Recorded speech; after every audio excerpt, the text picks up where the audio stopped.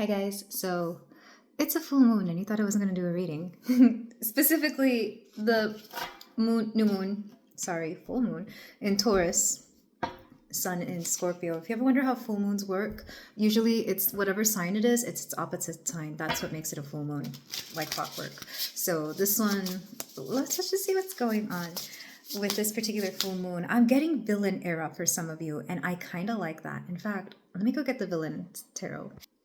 Haha, villains tarot, Disney villains tarot, because we're stepping into this unapologetic energy. It's kind of like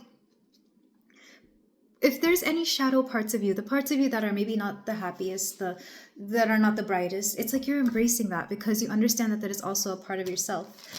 It's like we're not always meant to be happy. You know, there are times when our anger is valid. There are times when our own sadness, when our despair is valid, because that's what makes us human, you know.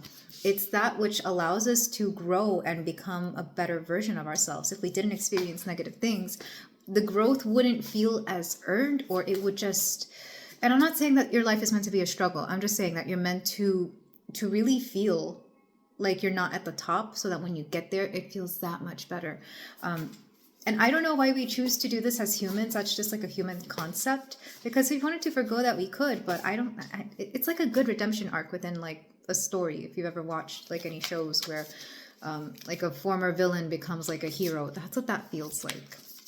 So we have, yeah, Nine of Cups reversed. And I've gotten this before. This is a wish that you were granted that maybe it didn't manifest the way you thought it would manifest, or it didn't end the way you thought it would. It's like you wished for something, it came true, but it wasn't exactly what you wanted. And I've gotten this before. It could also be a fear of all the things that you deserve, a fear of all the goodness, of all the wishes that you wish for. You fear them being granted. Maybe it's because you don't deserve it, or you're afraid of what you're going to do once you have it. It's like, where does, you know, like once you have what you want, what then? What happens after that? We have this is the Seven of Wands reversed. There is something here about being afraid of being in your own body, or being afraid of having control over your own life, because this is accountability. Reversed, it's like you're afraid of accountability, but not in the way that you think. It's more like you're afraid of what you would do if you had the power that you wished you had. If you had all the freedom you wished you had, what would you actually do with it? It's kind of like that thing where when people retire, they become so bored because they have, you know, they've worked their whole lives, and now that they're retired, it's like you can only hit the golf course so much before it gets boring. Something along those lines. Maybe for some of you it is about retirement, but this is more like, what do you do once? It's like this false sense of finality. Every end is a beginning.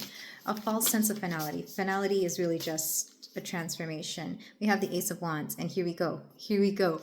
A new source of inspiration, a new source of something good happening. This is the wand from Jafar's wand, where he uses it to, you know, hypnotize people, and he manipulates them. But in this case, it's like you're using it to tell the universe, hey, let's go out there and find some new adventures. Let's go out there and find something new energy. We have the Star reversed.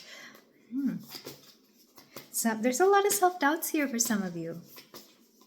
I think this is your shadow side. That should be a reading I do. We have the Seven of Coins. It's like, oh, no, yeah, the Star reverse is like you don't feel hopeful. You feel like you still have to work for something. It's like if you're not working for something, then it'll never happen. But I don't know. Let's see. We've got the Five of Wands. It's okay to rest. There is no need to struggle. Five of Wands upright is a struggle. Reverse, it's like there's really no need to struggle. Back of the deck, we have the Ten of Coins. There is no need to struggle, because what you consider success is whatever you consider success. For some people, success is having a peaceful life. For some people, success is having, you know, no debt. For some people, it's living, you know, having a family, redefine what success means to you, and this will help you really obtain what it is that you want in life. Whenever you go making new dreams, making new wishes, wishing upon new stars, ask yourself how you want to feel. What does success mean to you? Let's get one more card from the Audacity deck before I get cut off, because I got like 1 minute left on my camera. Not even. Okay, so we have the audacity. Have the audacity